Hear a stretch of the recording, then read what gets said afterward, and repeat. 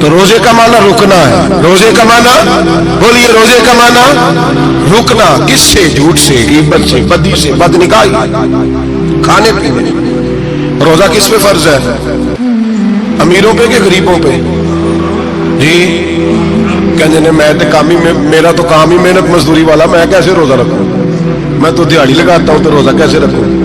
میں نے نہیں کسی حدیث میں پڑھا کہ روزہ وہ رکھے جو دفتر میں بیٹھتا ہے. صحابہ کے زمانے میں تو دفتر ہوتے ہی نہیں تھے, کسی جگہ نہیں لکھا ہوا روزہ وہ رکھے گا جو اے سی میں بیٹھتا ہے. تب تو اے سی تھے ہی نہیں. حضرت ابو بکر صدیق رضی اللہ تعالیٰ عنہ سے لے کر جناب بلال تک سارے اپنے ہاتھ سے کام کرتے, سارے اپنے ہاتھ سے کام کرتے, سارے.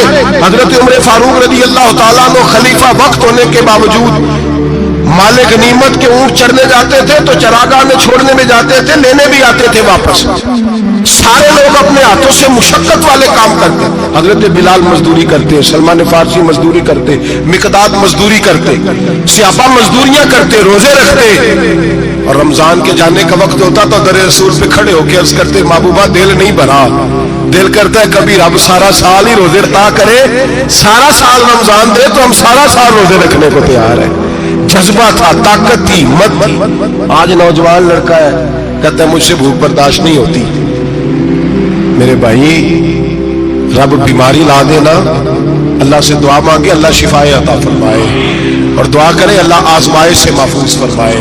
آپ یقین کریں میں نے لوگوں کو دیکھا ہے حلق سے قطرہ نہیں اترتا, خوراک کی نالی لگی ہوئی ہے, اعلیٰ غذائیں پکی ہوئی پڑی ہے. عرش کا مالک کہتا ہے میں تیرے حلق سے گزرنے نہیں دوں گا, قانون بن گیا. میں نے دیکھا ہے ڈرپ پہ لوگ زندہ ہے, بوتل لگی ہوئی ہے گلوکوز کی, گزارا چل رہا. اعلیٰ غذائیں پڑی ہیں, لاکھوں روپیہ تجوری میں پڑا ہے. مالک کہتا ہے تو نہیں کھا سکتا, تو وہ کھانے نہیں دیتا, نہیں کھانے دیتا. وہ کہتا چل تو میری مرضی پہ چلنا, 1 مہینہ میرے کہنے پہ نہ کھا, 1 مہینہ میرے کہنے پہ نہ کھا. تو یا اللہ تم کیا کرے گا؟ فرمایا صوم تصحو. میرے نبی پاک نے فرمایا تم روزے رکھو, اللہ تمہیں صحت عطا فرما دے گا, اللہ تندرستیاں دے دے گا, شفائیں دے دے گا. تم روزے رکھو, اللہ تمہیں, سبحان اللہ, اللہ تمہیں, اللہ طاقت دیتا ہے, ہمت دیتا ہے, اللہ ہمت دیتا ہے. میں نے دیکھا ہے, میں نے بزرگوں کو دیکھا ہے, ضعیف لوگوں کو دیکھا ہے, کمزور لوگوں کو دیکھا ہے. میں نے دیکھا ہے روزے رکھتے ہوئے, مزدوروں کو دیکھا ہے روزے رکھتے ہوئے. میں اپنے ابا جی کو کہتا, ابا جی اتنی سخت گرمی اور مزدوری آپ کرتے اور مزدوری کے عالم میں روزہ رکھتے, تو کہتے پتر روزہ کی آندا ہے, روزہ کدوں کو جانا ہے, روزہ اپنی جگہ تے مزدوری اپنی جگہ ہوتے. اور کئی دفعہ مینوں فرمان لگے, مینوں یاد سمجھ کوئی نہیں لگتی, پتہ نہیں روزے چلا طاقت کتوں دے چھڑدا ہے, نہیں زیادہ کام بھی زیادہ کریدا ہے تے روزہ بھی رکھ. بھائی صوم تصحو, میرے مصطفیٰ نے فرمایا تو روزہ رکھ, اللہ تجھے صحت عطا فرما دے گا. رب تعالیٰ تجھے, یہاں ہوٹل کھلے ہوئے ہیں, یہاں عجیب حالات ہیں, ہوٹل کھلے ہوئے ہیں, لوگ بہانے ڈھونڈتے پھرتے ہیں, کہتے ہیں کٹ لگ گیا تھا, ذرا تھوڑا سا خون نکلا ہے, سنی پلاس لگائی ہے تو روزہ نہیں رکھا, یہ ذرا مجھے تھوڑی دقت ہو گیا تو میں نے روزہ نہیں رکھا, کھانسی لگ گئی ہے تو روزہ نہیں رکھا. او خدا کے بندے, روزہ تو نعمت ہے. اور سبحان اللہ, میرے نبی پاک نے فرمایا لکل شیء زکات و زکات الجسد الصوم. فرمایا ہر شے کی زکات ہوتی ہے, وجود کی زکات روزہ ہے. روزے رکھو, جسم کی زکات نکل جائے گی. فاقہ کرنا بھی میرے نبی پاک کی سنت ہے, مسواک کرنا بھی سنت ہے, اور فاقہ کرنا بھی. مسواک والی سنت زیادہ اپناتے ہیں لوگ, فاقہ کرنا بھی نبی پاک کی سنت ہے. ایک صاحب مجھے کہنے لگے جناب بیٹھ کے کھانا حضور کی سنت ہے. میں نے کہا کبھی کبھی نہ کھانا بھی نبی پاک کی سنت ہے, نہ کھانا بھی حضور کی سنت ہے. وہ صاحب میرے نبی پاک علیہ السلام نے فرمایا کافر 7 آنتوں سے کھاتا ہے, 7 آنتوں سے, اور فرمایا میرا مومن 1 آنت سے کھاتا ہے. اس کے وجود میں کھانے والی 1 آنت ہے, کافر 7 آنتوں سے کھاتا ہے. فاقہ کشی سے نورانیت پیدا ہوتا ہے. یہ بھی وقت آئے گا رمضان شریف کا, سویرے درس پہ آؤ کہتے نیند بڑی آتی ہے, سویرے 2 سپارے پڑھ کے سویا کرو کہتے شام نیند بڑی آتی ہے. فجر کے بعد یہ تو وقت ہوتا ہے اللہ اللہ کرنے کا, شہری کا, کھاتے جا رہے ہیں. سو لوگ جماعت سے نماز نہیں پڑھتے, سو جاتے, جماعت کا ثواب چھوڑ کے سو جائیں گے.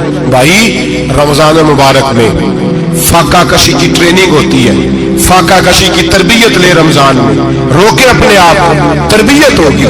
اور ہمارے صوفیاء فرماتے ہیں جو زیادہ کھاتا ہے اس کا نفس اس کو زیادہ پہ مائل کرتا ہے، خواہشات نفس پیدا ہوتی ہیں۔ میرے نبی پاک علیہ السلام نے جوانوں کو حکم دیا ہے، یا معاشر الشباب، او جوانوں، یا رسول اللہ کیا حکم ہے؟ فرمایا یا نکاح کر لو اگر طاقت ہے، نہیں طاقت تو روزے رکھو۔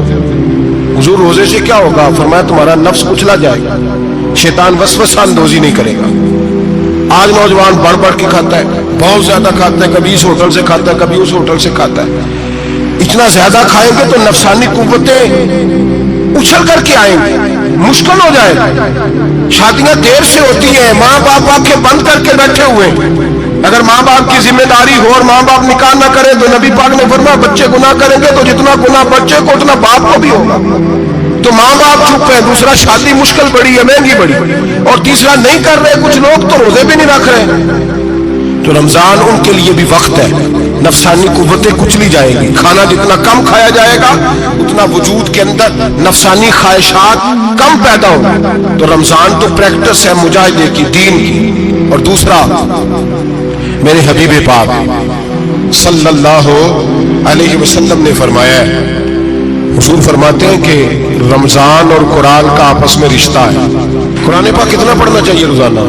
زیادہ سے اللہ جزا دے، امید ہے آپ زیادہ سے زیادہ ہی پڑھتے ہوں گے۔ بھائی سنیں، حدیث مبارکہ میں نبی پاک نے فرمایا رمضان اور قرآن دونوں مل کے نا، بڑی پیاری حدیث ہے، فرمایا دونوں مل کے اللہ کی بارگاہ میں میری امت کی سفارش کریں گے۔ رمضان اور اللہ اکبر، کس طرح؟ نبی پاک فرماتے ہیں رمضان کہے گا اے اللہ دن کے وقت میں نے اسے تیری رضا کے لیے کھانے پینے سے باز رکھا، اور قرآن کہے گا یا اللہ رات کو تیری رضا کے لیے کھڑا ہو کے یہ قرآن سنتا تھا۔ رمضان اور قرآن دونوں سفارش کریں گے۔ ہم نا بڑا کچھ پڑھتے ہیں، سنتے ہیں، سیکھتے ہیں، اب یقین کریں یہ کھاتے بھائی کا بھائی سے اختلاف ہو جانا تو وہ 30 سال پرانے کھاتے کھول کے لے آتا ہے، ساری رات ڈھونڈتا ہے کہ میرے پیسے کہاں سے نکلتے، پڑھ لیتا ہے۔ قرآن پاک کی باری آتی ہے تو نہیں پڑھتے قرآن پاک۔ ابا جی کا ختم ہوتا ہے تو مانگتے پھرتے ہیں، کہتے 2 قرآن پاک 10 قرآن پاک۔ یہ باتیں بتانی نہیں چاہیے، کرنی نہیں چاہیے، لیکن چونکہ تربیت کے لیے بیٹھا ہوں تو کر دیتا ہوں۔ میرے شاگردوں سے پوچھیں، یہاں مدرسہ ہے الحمدللہ، درجنوں طلباء ہیں، اساتذہ ہیں، میرے پیر بھائی ہیں، اور میرا یہ دعویٰ ہے کہ شاید تو کسی سے اتنا پیار کرتا ہو جتنے میرے شاگرد اور مرید مجھ سے کرتے ہیں، لیکن میں نے کبھی کسی سے نہیں کہا کہ ذرا سورۃ فاتحہ پڑھ کے دینا، میں نے اپنے ابا جی کو ثواب دینا ہے۔ پوچھ لیں کسی سے نہیں کبھی کہا، کبھی نہیں میں نے کہا کہ ذرا مجھے تھوڑا سا قرآن پڑھ دے۔ میں اس کو ناجائز نہیں کہتا، پڑھوانا چاہیے، لیکن میں اپنے والدین کے لیے کبھی سوال نہیں کرتا کہ مجھے ذرا پڑھ کے دو، میں نے بخشنا ہے، اس لیے کہ میں نے ذاتی طور پہ روٹین بنائی ہے۔ میں سمجھتا ہوں کہ کائنات کے اندر میرے اوپر جن لوگوں نے احسان کیا ان میں سب سے زیادہ حصہ میرے ماں باپ کا ہے۔ میں سمجھتا ہوں اس بات، کتنا نالائق ہوں میں کہ میں 1 مہینے میں ایک قرآن پاک بھی پڑھ کے ان کی روح کو احسان نہیں کر سکتا۔ میرا یہ طریقہ ہے ذاتی، میں قدغن نہیں لگاتا، میرا ذاتی طریقہ یہ الحمد سے شروع کرو اور 2 سورتیں چھوڑ کے قرآن پاک ختم کر دو آخری، اور پھر فلق اور ناس صورتیں ساتھ لے جاؤ۔ یہاں بیٹھ کے سالے ثواب نہیں کرنا، ختم نہیں دلانا، ساتھ لے جاؤ، قبر پہ کھڑے ہو جاؤ اور فلق اور ناس صورتیں قبر پہ بیٹھ کے تلاوت کرو، اور جو قرآن مجید پڑھا ہے ان کی روح کو وہاں احسان کرو۔ او بھائی، اولاد جب ماں باپ کے لیے پڑھتی ہے تو اسے کہنا نہیں پڑتا اللہ بخش دے، اس لیے کہ اولاد کی نیکیاں خود بخود ماں باپ کے کھاتے میں جمع ہوتی ہیں، خود نیکیاں جمع ہوتی ہیں۔ میرے بھائی تو بچوں سے یہ تو مطالبہ کرتا ہے کہ بیٹا اس سال رمضان مبارک میں میرے لیے ستو ضرور بنانا، فلانی چٹنی ضرور تیار کرنا، یہ کیوں نہیں کہتا بیوی سے کہ ڈشیں کم بنانا، تو بھی بیٹھ کے قرآن پاک پڑھ، میں بھی قرآن پاک پڑھتا ہوں۔ ادھر آؤ بیٹا یہاں بیٹھ کے تلاوت کرو، میں بھی کرتا ہوں۔ بیٹی ادھر آؤ بیٹھ کے قرآن پاک پڑھو، کتنا وقت لگتا ہے؟ حافظ اور قاری اور علماء اگر پڑھے تو 20-25 منٹ لگتے ہیں قرآن پاک کا سپارہ پڑھنے، اور اٹک اٹک کے پڑھنے والا بھی پڑھے تو 1 گھنٹہ لگ جائے گا۔ اور میرے نبی پاک صلی اللہ علیہ وسلم نے فرمایا جو قرآن پڑھتے ہوئے اٹکتا ہے اللہ اسے ڈبل ثواب عطا فرماتا ہے۔